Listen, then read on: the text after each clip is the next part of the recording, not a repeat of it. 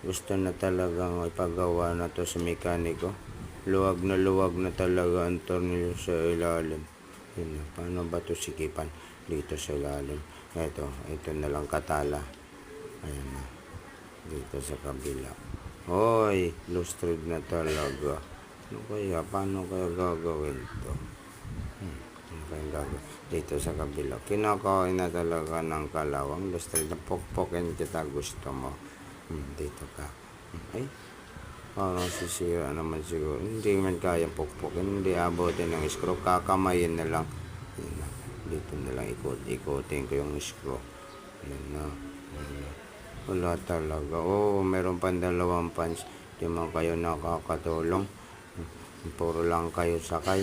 Kala nyo dito. Sisikipan ko na to dito. Naglaglagan ng kalawang. Sobra na talaga. Kinain na ng kalawang yung tornilyo na sasakyan namin.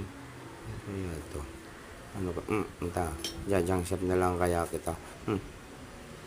Lustrade na talaga. Hindi na talaga kaya. Kaya ang gagawin nito, junk shop ka na lang, bahala ka na.